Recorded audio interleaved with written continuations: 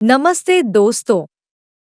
इस वीडियो में हम कम्युनिकेशन के तत्वों के बारे में बात करेंगे।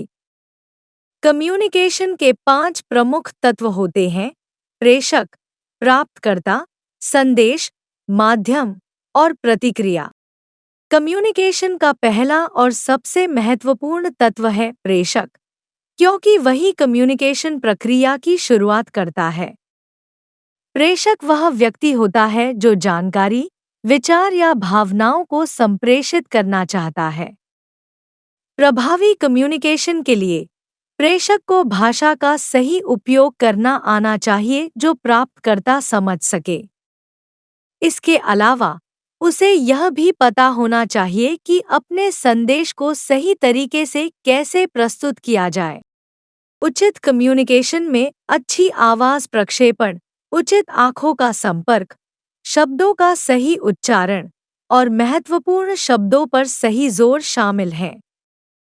याद रखें, अगर प्रेषक सही से कम्युनिकेशन नहीं कर सकता या अविश्वसनीय है, तो लोग संदेश को अस्वीकार कर सकते हैं।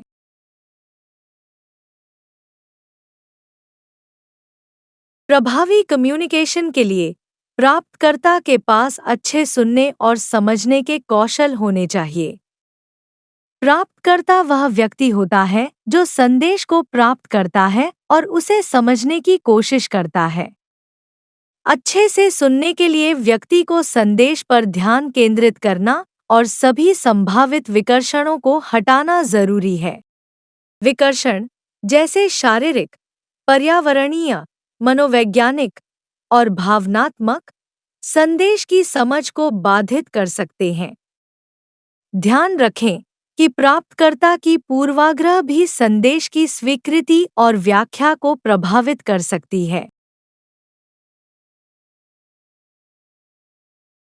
कम्युनिकेशन का तीसरा तत्व है संदेश। संदेश वह जानकारी, विचार या भावना है जिसे प्रेषक संप्रेषित करना चाहता है। संदेश को सकारात्मक रूप से प्राप्त और समझने के लिए इसे कम्युनिकेशन के 5 C's का पालन करना चाहिए: शिष्टता, स्पष्टता, संक्षिप्तता, ठोसता और पूर्णता। शिष्टता का मतलब है विनम्र शब्दों का उपयोग और प्राप्तकर्ता का सम्मान करना। स्पष्टता में सही शब्दावली, व्याकरण, उच्चारण, वाक्य निर्माण और प्रस्तुति शामिल है। संदेश में सभी महत्वपूर्ण विवरण शामिल होने चाहिए, जैसे आवश्यक जानकारी को कम शब्दों में कहना और आवश्यकतानुसार उदाहरण प्रदान करना। कम्युनिकेशन का चौथा तत्व है माध्यम। माध्यम वह तरीका है जिसके माध्यम से संदेश को भेजा जाता है। माध्यम का चयन उपलब्धता, व्यावहारिकता और प्राप्तकर्ता पर इसके प्रभाव पर निर्भर करता है। 21वीं सदी ने हमें कई नए माध्यम दिए हैं। स्मार्टफोन, टैबलेट और कंप्यूटर जैसे आधुनिक कम्युनिकेशन माध्यमों ने पारंपरिक टेलीफोन, रेडियो, टेलीविज़न और मुद्रित पाठों के साथ मिलकर हमारे कम्युनिकेशन के तरीके को बदल दिया है।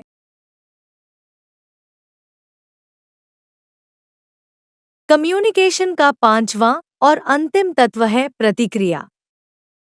प्रतिक्रिया वह है जो प्राप्तकर्ता प्रेषक को देता है, जिससे प्रेषक को पता चलता है कि संदेश समझा गया है या नहीं। प्रतिक्रिया महत्वपूर्ण है क्योंकि यह प्रेषक को संदेश की प्रभावशीलता का मूल्यांकन करने और आवश्यकतानुसार उसमें सुधार करने में मदद करती है।